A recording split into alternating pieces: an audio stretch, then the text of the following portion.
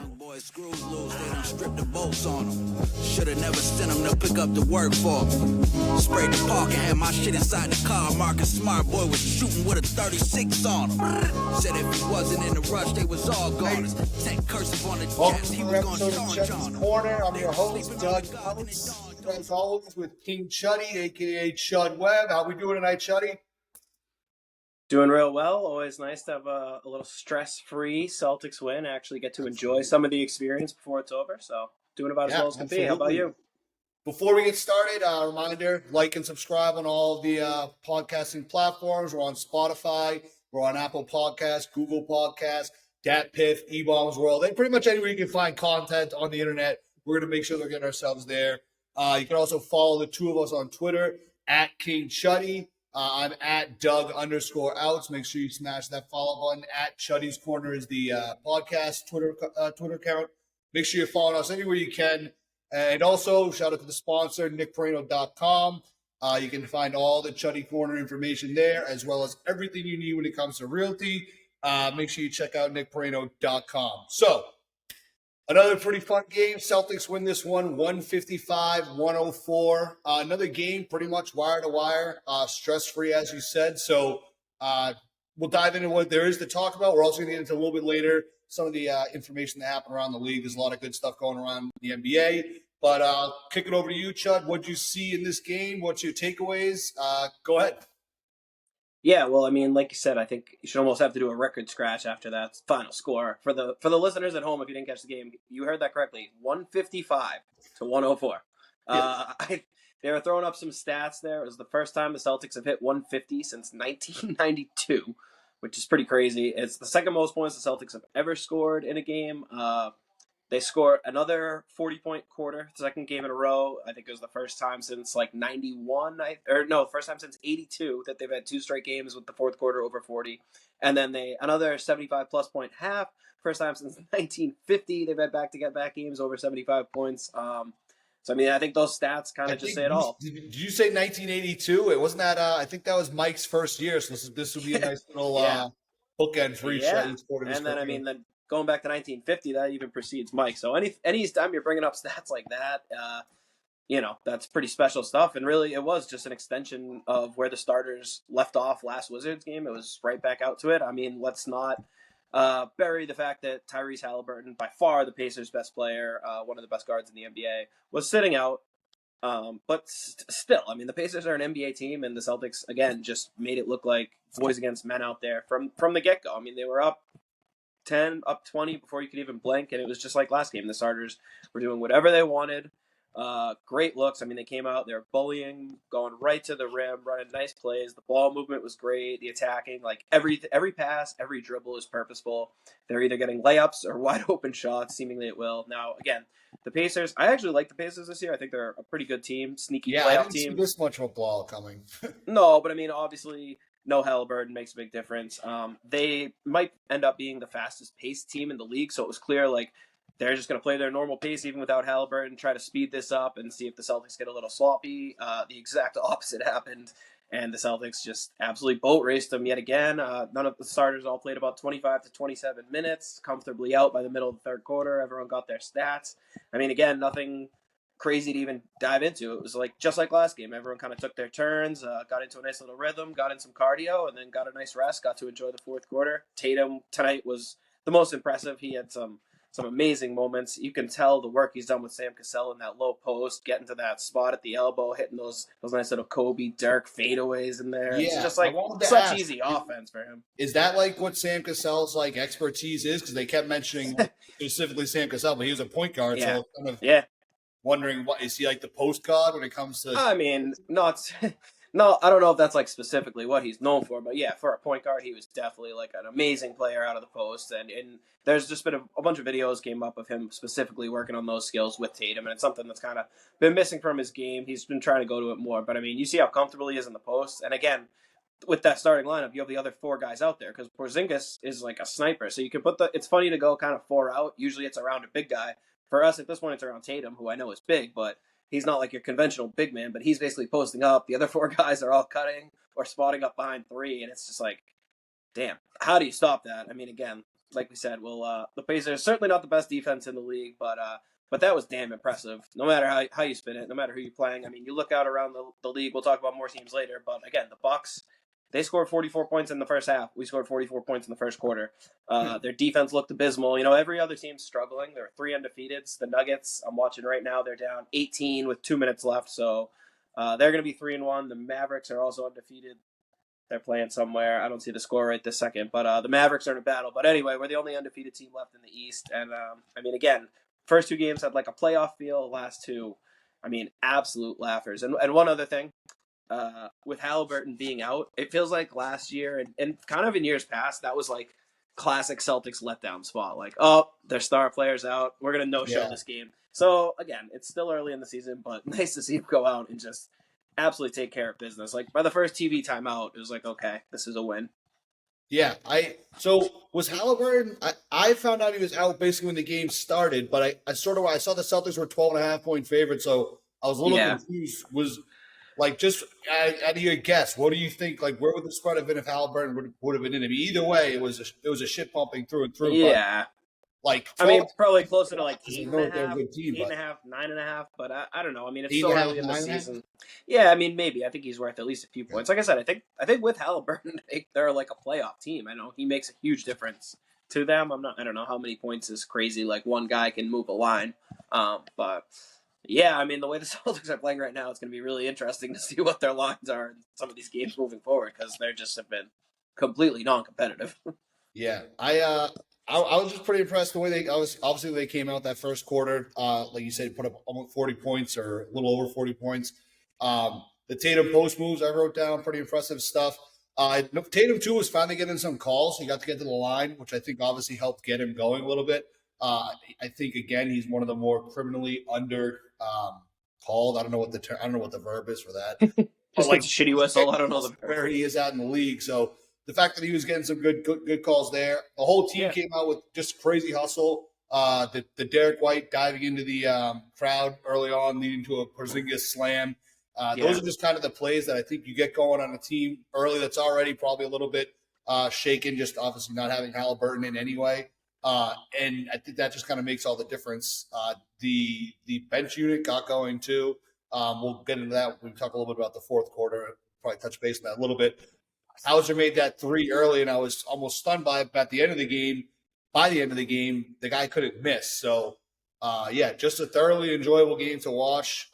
Never really felt like we were letting go of the rope or anything like at the Wizards game. Not that I thought we were going to lose, but it was a little, some of that fourth quarter play. But nothing resembling a letdown. It's not. The Pacers also are terrible are they usually that bad from 3? I thought they have Buddy Hield, guys like that. They shot awful from 3. Yeah, it's funny. I was actually thinking like Buddy Hield's almost invisible. What a poor game. And again, it's tough because Halliburton, not only is he their best player, but he's like a ball dominant point guard who kind of like sets everything up for them. So it's more than just missing, his like statistical contributions. He really runs that whole offense. So they looked a little lost. I'm sure they weren't getting like the easy looks that he usually sets up. But they still had some good players in there. Nemhard, the backup, another Creighton guy, is a pretty good point guard in his own right, but he's obviously not the table setter that Halliburton is. But they were like 3 of 29 at one point I saw. So obviously nobody's that bad at shooting. But I think part of it is the Celtics defense and just the way they play is like setting them into just getting in a shooting contest with us. And tonight, no one was winning that shooting contest with the Celtics. They were, I think, 8 of 10 on threes in the first quarter, just something outrageous. And it's like the game again is like already over almost at that point. It's crazy. I think I wrote down that it was machine-like the way they were running offense with the starters. And then I also, we've talked about then like the substitution patterns, how it's been a little different every game. And I think this time it was Hauser and Al who came in together for Tatum, and then Tatum and White came back in with 3.5 minutes left. So by 3.5 minutes left in the first, everyone on our team had already gotten a rest, which is crazy. Like that, most teams don't do that. Most superstars play like at least usually the full first quarter. So the fact that again, it's obviously very early in the season, but that we're keeping these minutes so low, and I like the way they're doing that, even kind of the small rests here just to keep them fresh. as you would imagine, at some point they'll have to play a little more than 25 minutes and 2.5 quarters to win a game. Yeah, I mean, I'd like to see, the Heat obviously was a challenge. The Knicks were obviously a challenge. I think we have the Nets coming up on Saturday. Yep. That might be a little bit of a challenge. We'll go into a little bit of previewing that later. But one of the points that Scal made too, I think this is the difference from that Wizards game too, is that it didn't seem like at all that the Pacers had like rolled over and stopped trying. It wasn't like a pathetic effort on their part. They had a lot of points in the paint. Something that Scal pointed out. They had like very little turnovers too. I think what it really comes down to is they, like you said, they got into a shooting contest with us, and we were just unconscious from the three. Yeah. Derek White's 3-pointer is just looking better and better. Like that release is so fast now. It's like it's almost like he isn't even touching the ball at the time. Yeah. Like pushing it. It's crazy. Al too, a sneaky quick trigger. Like Al always took an hour to shoot and would only shoot if he was basically like someone stared him down and dared him to. He got in there in the first 2 trips. It was like catch an immediate fire. Even with the contest, I think he hit one of them, missed the other, like just back rimmed it. But I mean, I like that. He's just getting in. Everyone's getting into the action. Like it's cool to see. Yeah, no, it is. It's pretty robotic. I don't know. We can get it a little bit if you want to. I mean, we can talk a little bit about the bench unit. Like I said, there's not a whole lot to break down from this game. The last 2 games have kind of been that way. But the fact that bench unit came out in the fourth quarter, and again, it's garbage time, whatever you want to call it. It's not like totally important. But the fact that not only did they keep the lead, but they extended the lead was definitely good. Pritchard finally got a shot going. Hauser finally got a shot going. I'd like to think that maybe Hauser felt my boy Svi kind of breathing out his neck there. That's a great motivator. Competition is the best way to get a guy to get his head out of his ass. Sure, that's what it was. But the two of them showed up, and even everyone else that was out there was making some plays too. So I don't know if you have any thoughts to add about the fourth quarter.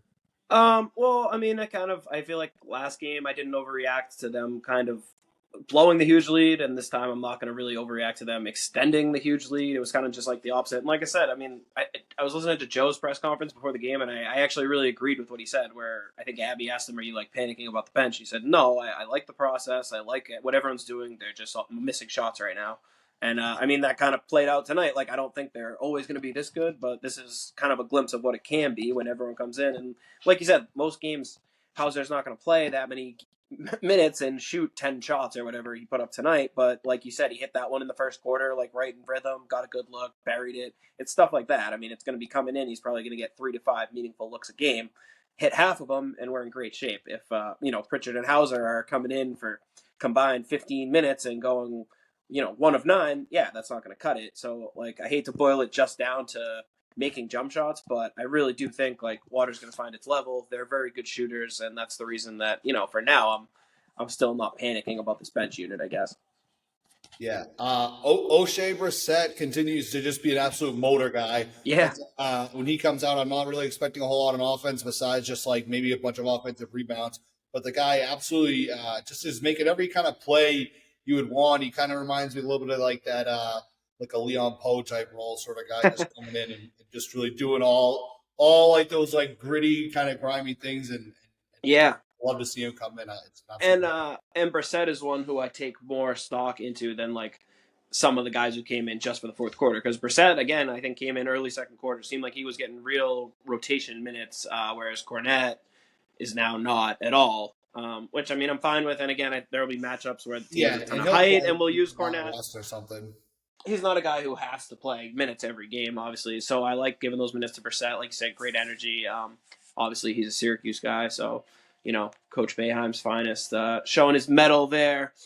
And but he made multiple hustle plays. He loves crashing the offensive glass, and that's just and where it seems like every other one of our guys is like a pseudo star. It's nice to have someone come in like that. And he's also a former Pacer. He's been there for the last 3 years, so nice to see him get some decent run against them. And then on the other side, another note I had, former Celtic, Aaron Nesmith, who's turned into a fine role player for the Pacers, which, he's carved out a niche. He just really needed a chance to play. He was never going to get it in Boston, and so it's been a mutually beneficial trade, and he's become a good player. But I thought it was funny how you could tell Tatum and and Jaylen were looking at him like he was like their little brother.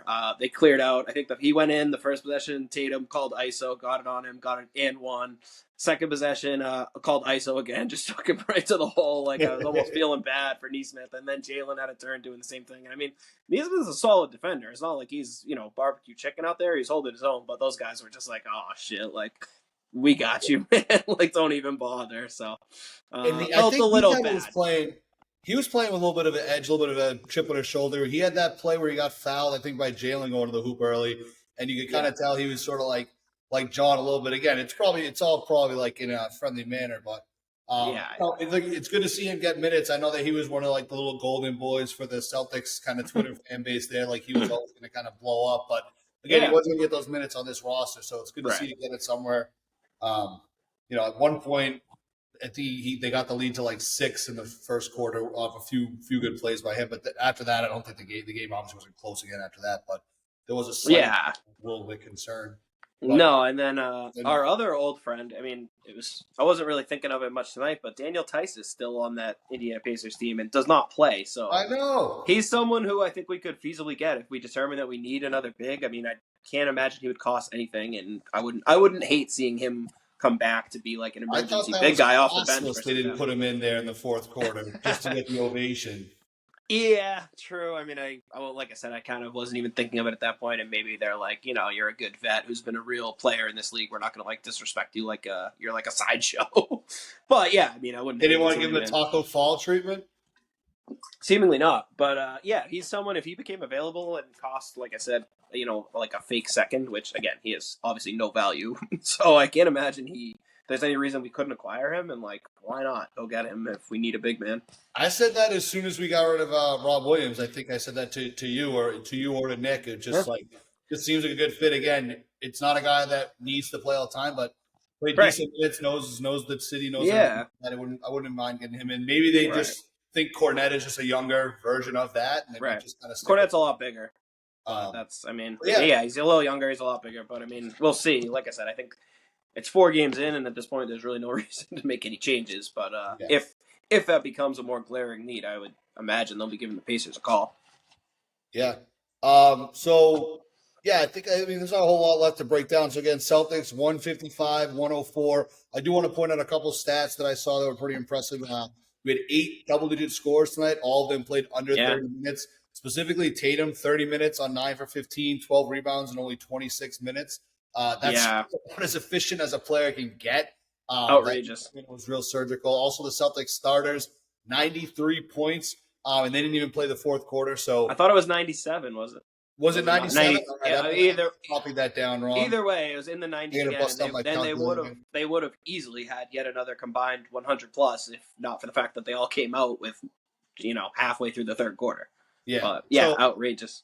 Just a pretty good beatdown. I do want to take some time. I don't want to go too far over on our time. I want to kind of get your thoughts on some of the stuff around the league. Obviously, the James Harden trade is probably the biggest news. The Bucks kind of got their butts whooped again tonight. We can get a little bit of that too, and anything else you got. So what do you just first of all, what's your thoughts on the James Harden trade and how it went down? Well, I mean, so many thoughts. Just such like a fascinating situation from every single angle. I mean, at the end of the day, I guess this was kind of inevitable. Just so many crazy elements. Like I don't even know where to begin. But just in terms of the trade itself, I mean, I guess like it's impossible to even say anyone won the trade. I think it's like the ultimate where what's it saying? Like both parties are equally dissatisfied. Where it's like you can't tell me there's Clippers fans. Yeah, exactly. You can't tell me that Clippers fans are like, yeah, we got Harden. This is so sick. Like, there's no way, like, deep down they really feel that way. Like, yeah, he's fine. It's worth the gamble. That team's all in. They need a guy. Like, sure. And also the Sixers, like, I'm sure they're glad to get rid of him, but also, like, we gave away this all-star, all-NBA player, and you got back, like, arguably no one who's even, like, playable. Yeah, like, sure, some fine role players who might be washed and might not. But it's like, on paper, it's just, like, so gross for both. Like, I don't know. I guess the Clippers got better, and, like, I don't hate the Clippers, but also, like, at the end of the day, it's still, like, their lines to win it all moved so much. And to me, that's just hilarious. Because, like, basically, if you believe the Clippers can win it all, it's because you believe in Kawhi and Paul George. So, like, if you believe in them, you already believed in them, whether Harden's there or not. Like, if you think they're still good and can do it, then great. But Harden, like, I don't know. It'll be interesting to see. Like I said, I have nothing against them. I'll root for that team compared to a lot of the other teams in the West that I just don't like. And, so far, they're playing, which is another funny element. It's like the Clippers saw like 4 straight games of Kawhi and Paul George healthy, and they're like, all right, we're back. Like, all in. Let's go. Like, let's they're 3 days ago, they're like, yeah, we're done, like, making these negotiations. 2 seconds later, it's like, oh, shit, all right, they're healthy, let's go. Yeah. I mean, that both sides just bluffing, and both sides, I think, just look so ridiculous. Like I said, if you're Philly, it's probably happy to just be done with it. There's a lot of reports that the owners got involved and that actually Josh Harris and Ballmer got on the phone, and they're the ones who, like, finalized this deal, which kind of makes sense because I doubt, Morey was ready. Morey was ready to wait. Conversation you have heard. Yeah, seriously. But I mean, that's like the sideshow to all of this, the clown show. I mean, there's so many funny elements. I mean, now Russ and Harden reunited for the 3rd separate time they've been together on 3 different teams, all acquired in separate transactions. Like, has that ever happened? Like, it's not like they were traded as a package ever. Just for them to keep finding their way back together. I mean, they started together. It's just such a crazy history. They've obviously both won an MVP. Neither one's won a ring. There's just so many fascinating elements. And I mean, then the Clippers, like, they were already so all in, but now they've given up the 2028 unprotected first-round pick. Like, this team, not one of their top 4 guys is even under contract for next year. Like, this could blow up so fast, and they just have no picks. And Ballmer's either going to look like a genius or an idiot, like, super quickly. I personally have no idea. It's hilarious. I have no idea why the Clippers want to go out and get him. I mean, I guess I do have an idea why, because when he's playing well, he obviously can make a difference. He stole that game 1 against Philly for us. So and game 4. To that point, I almost don't understand why Philly wanted to get, like, I know they had. Well, they didn't. That history. Philly didn't want to get rid of him. But it looked like he was coming back. The fact that it happened at 3 a.m. too is hilarious. Awesome. The story Love of Woj missing his flight was pretty good. That's just dedication. Yeah. That's just the Woj Shams rivalry just really reaching a whole new level there. I don't think either one of them can sleep now. They're going to have to live almost like a lifestyle in order to not get scooped. They're not humans anyway. I personally don't think it really is going to do a whole lot for the Clippers. Me and you disagree on the Clippers. I think that I just think Paul George and Kawhi Leonard, if those are the guys that you're putting all your marbles in on, you're going to end up being disappointed. I don't see that either one of them being healthy. So we don't disagree on that. Paul George was Waldo for Halloween yesterday, and that is going to. I know, really setting himself up. Clippers tweet is going to go quadruple platinum when it comes around to April, and he's not playing for the team. So I don't think that the Clippers are a real title contender. I mean, the West isn't. The West outside of the Nuggets, I don't really see anyone in the West being like really juggernauts. So they might be able to. Yeah, but the West is really good. Maybe near there in the end, but I think that it's hilarious. The videos they had of James Harden like arriving into the locker room, like they're posting those videos like Harden arrives, and like everyone in the locker room is kind of like, hey. There's a picture that looked like Paul George like he was being held hostage. I think he was blinking like SOS or something. So, it's just it's gonna be. I think it's gonna blow up. Clippers fans, you mentioned them too. I saw someone say that like there's two days you remember as a fan of a team that gets Harden, like the excitement the day you get, the excitement the day you get rid of them. I don't know. Like you said, they're going all in. If it works, it'll work. But I don't see this working. I see it not going very well. It might be an interesting regular season, I think, of course, but when push comes to shove, I just don't really. It doesn't move the needle for me. And I think Philly does get a little bit worse too. I don't fear Philly. Not that I feared them a whole lot anyway, but I don't fear them more today than I did before, unless they have other moves in mind. Well, I mean, they definitely do. So, like, the quick spin, I guess, for each team, if you're trying to say, like, why did they do this and why is it good? I mean, for the Clippers, like you said, I don't think we necessarily disagree on that because it all comes down to health for them. But if those guys are healthy, like Kawhi is one of the few players, when healthy, who has proven he can basically, like, lead a team all the way to the title. Has done it multiple times. So, yes, can he ever be healthy again? Is a question mark. Right, but that was already the question mark before they made this trade. So, like, if those guys can be healthy, now you just added another really good player. And like you said, the thing with Harden was like, yeah, he had 2 games in that Celtics series where he basically won the game and 4 or 5 games where he kind of disappeared. When you're like the number 2 guy, that's awful. But for the Clippers now, if he's their number 3 guy and you can get like 240 burgers or whatever, like as a number 3 or 4 guy, it's a lot more interesting and could like actually swing some stuff. Where now he's not one of the main guys who all the pressure's on, which has been a disaster. And then I think the other point goes to what you said, where this team just has not been able to keep Paul George and Kawhi healthy. Like great playoff players, but can they get there and be healthy in the playoffs? Harden is like the opposite. So it's kind of, I think, why they got them. Like, all right, dude, you just carry us through the regular season while everyone else rests. And then when we get to the playoffs, like our real killers will come and take over. So, I mean, again, it's a lot. They're putting a lot of faith in a lot of things, but I think that's like the theory behind it. And again, they were all in. So at this point, it's like, well, like we're already all in. Like, what's the alternative? Try to like trade Kawhi and PG and like totally tear it down. So from that sense, I get it. And I mean, they gave up 3 guys who basically don't play. Like it was kind of a consolidation trade. They had all these guys. Oh yeah, Giving up the picks would scare me. It was a shit for shit trade for sure. Right. But I mean, again, then I think for Philly, the reason they finally caved and did this deal is because I think they saw their team for 4 games and were like, shit, we're actually good. Maxey looks amazing. Like he's ready to be the second guy. So I think they're like, let's just get this headache out of here. Like, do we even want to risk having him come back and play and maybe like pull the same shit he played when he played, quote unquote, for the Rockets towards the end, or that famous game against the Nets where he like was tanking the game. Like, do you even want to risk that? So I think, again, I think that's why the owners got involved and cooler heads prevailed, and they were both like, we don't want this for like, I don't care what Daryl Morey says, and if he's gonna hold out for 3 more years until we suck all the value out. I have a theory too on why they finally pulled the trigger. I think that, and this might be, maybe there's something out there that disproves this entirely, but I think they're having a hard time. Not like he was there ready. I think it might have been a move by him. He's showing up. I'm ready to play. Yeah. They don't want to play him, and now they're having to deal with the whole like not playing your stars rule that the NBA has. So I think that might have been something that forced Philly to kind of kick the wheels on it again. He might have. Maybe I don't know if he's this fucking smart or not, but it's kind of all right. I'm here. I'm ready to play, but you guys aren't letting me play. So no, definitely. I think that was definitely part of it. That my question it's easy to say that until he's. If you have anything else to add, but my other thought is my only concern too is what is California's like. Do you have any idea what their like strip club scene is like? Is it fully new? I'm sure there's plenty of scene in LA, and I mean, again, that's the other fun thing. I feel like it would be almost a place where they have like weird rules. Like it's I don't know, but I think the bigger concern. All 4 of those guys are Cali boys too. Those are all the LA boys now reunited. Like they're all from there. They all always wanted to be in Cali. Like. There's really just a lot of feel-good stuff. The proximity to Vegas is going to be their biggest issue. Oh yeah, that's a 45-minute flight in a private jet. They're gonna have a good time. Win or lose, they'll have a good time. Yeah, absolutely.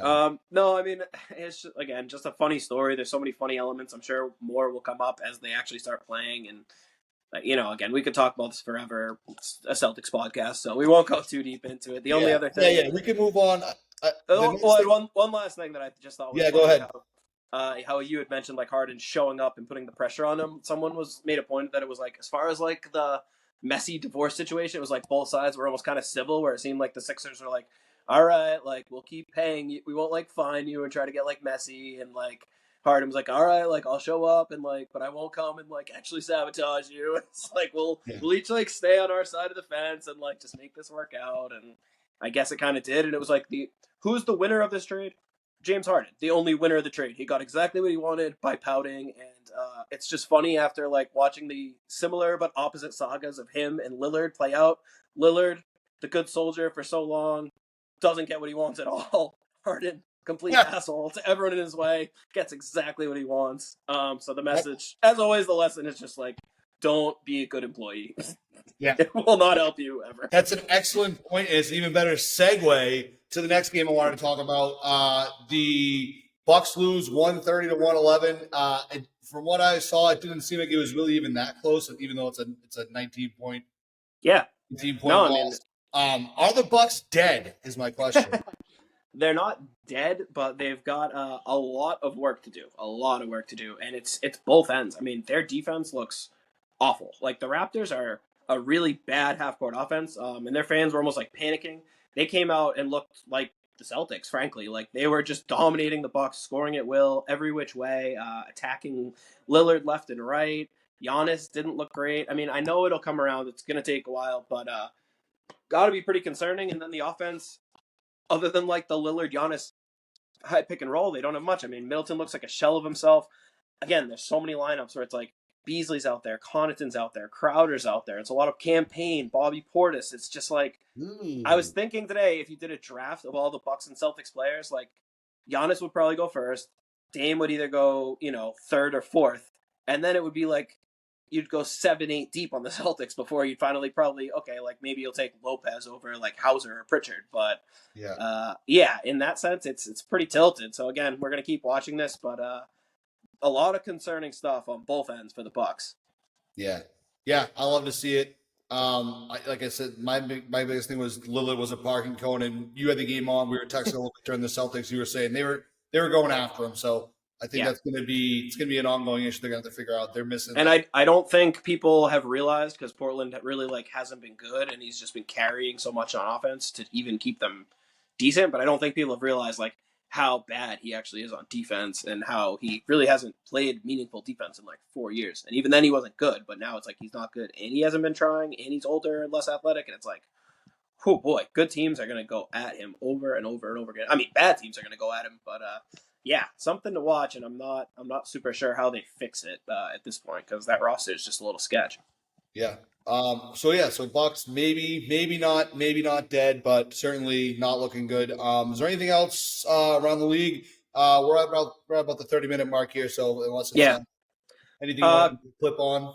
Couple things I'll rip on real quick. We keep talking about the rest. I mean, I feel like they're taking it to a new level. It's just, I feel like it's never been this bad. It's the first week of the year, and half the league is questionable. Stars are resting left and right. Ridiculous. I mean, you've talked about the Suns. It's absolutely hilarious to see Beal and Booker now still doubtful. I saw reports today no timeline is clear. It's what even is happening? And then watching them last night, where it's basically KD and 11 scrubs, and you could see KD lose interest in the game, just be fuck this. We have no one else who can dribble. We have no one else who can score. They blew a huge lead to the Spurs, who are supposed to be terrible. And if you didn't get a chance, go look up at least the last couple minutes of that game, watch the Suns blow it. The way that they just ripped the ball out of KD's hands on their last possession was absolutely hilarious. He looked like he just wanted to quit basketball, Durant, and you don't see that a lot. So that was fun. I also wanted to mention we've got the in-season tournament starts on Friday. The Celtics' first in-season tournament game is a week from this Friday against the Nets. I mean, I don't know how you feel about the in-season tournament. I'm just excited for it. It's just, as a basketball fan, it's more basketball. I think it'll be more competitive than people think. They've got cool court designs and jerseys. It's almost like a color rush situation. So, more meaningful basketball. I'm optimistic about it. Yeah. I just feel like it can't be a bad game. It's already was regular season games. Now they just have this tiny bit more meaning. I don't know. If half the league isn't resting in those games, I'll be a little bit more excited about it. But like you said, the way it's starting, I mean, as far as I don't know, because the group play determines if they suck in group play, they don't even go to the Vegas part, right? It's not like right. But I mean, again, the group play games are still just regular season games. So I think as motivated as a team is to win a regular season game, which for different teams at this point is kind of unclear. But I don't know if it's a good game. I'm not too. We'll see. I'm not excited, super excited, but I mean, I'm already a sicko. I'm already gonna watch regular season games anyway. So now they have a little more meaning. Great, I'm gonna watch them even harder. I get excited about guys signing 10-day contracts who people have never heard of. I don't think they have to worry about people getting excited for these games. So I don't know. It's something new. It'll be interesting. Quick, you just reminded me, Jordan Walsh to Maine. Love it. I mean, you don't need to go too deep on that, but anything real quick you want to add? I just think it's a no-brainer. You see that obviously they aren't comfortable throwing him into the rotation, so get the guy minutes. There's no sense in him sitting on the bench. Go play a ton of minutes, just get reps, and we'll bring him back, whenever it's necessary. Cool. Basically. So nothing bad about that. And then other couple tiny little Celtics things. One, it was cool to see Tatum show up at that school in Hyde Park. Surprise. Just cool to see how much he's really embracing Boston as a home. I just thought that was a super cool moment for him to do that. Inner city school. I saw Derek White's dad dubbed Holiday and White the Stock Exchange. I love it. Backcourt nickname. Absolutely love it. The Stock Exchange. I do love that one a lot. Huge fan of that one. And then the last thing, a little scary. I was listening to a Heat podcast and a Sixers podcast, and they both brought up the fact that Memphis is off to a wicked slow start, and they want to trade for Marcus Smart. And a little part of me just died inside. So I'm going to need the Grizzlies to pick it up. I know their entire team is injured, but they're as of now on their way to an 0-5 start. If that gets ugly and he's flipped for, a first and some salary, like Philly and Miami are right in line to acquire him. And that would just Jesus Christ. I know, I don't even want to think about it, but I'm already now like mentally preparing, like that's definitely going to happen and it's going to be awful and I'm going to hate it so much. And to go full circle, because I forgot to mention actually earlier when you asked about Philly, what Philly's doing in this Harden trade is 100% just acquiring assets to go find the next star. That's Morey's game, 100%. So he just wanted picks. He didn't want any players. He got a bunch of picks. He's going to try to go for the next star. Maybe it's like a Zach LaVine. Maybe it's Pascal Siakam. Maybe he waits beyond this year, but that's always been Morey's MO. So that's what their game is now. He just wants a third star for Maxine and Embiid. But the smart thing, like I said, multiple times I heard that and was like, oh, God. So I'm going to need the Grizzlies to get it together and stay in contention so they are not sellers because that is about the worst thing that would happen that I could think of. That's catastrophic.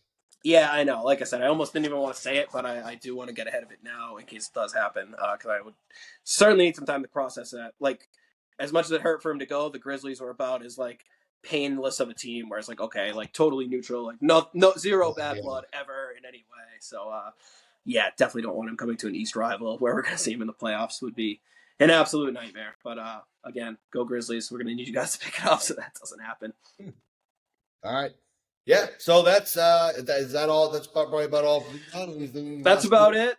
Right. Also, shout out R.I.P. Coach Bob Knight, absolute basketball legend. Sad to see him pass. And of course, friend of the pod, our good friend Reggie R. Eclipse, great rapper who we grew up with. R.I.P. to him as well. Yes, but that's all I got. Somber note. I hope they respect his wishes and bury him upside down so the critics can kiss his ass. I don't think I'd ever seen that clip before, but I saw that clip today. There's a lot of good ones. But yeah, Celtics again. Take the Pacers up by the woodshed, 155 to. That's it. Score 155-104. 155-104. Of course. Just making sure that you were paying attention at home. That's it for 51-point win. Like and subscribe. Spotify, Apple Podcasts, Google Podcasts, anywhere you can find podcasts. NickBrano.com for all your realty needs. Follow at King Chuddy on Twitter. Follow at Doug_Outs on Twitter. And follow at Chuddy's Corner on Twitter. We're working on getting some live tweeting going during the games. So, that's about it. Good to have everyone here. And we'll catch you guys on Saturday night, 8 o'clock. Nets, Celtics go on the road to face the Nets. Looking forward to seeing that game and looking forward to chatting with you afterwards, Chud. Peace out, Chuddy heads.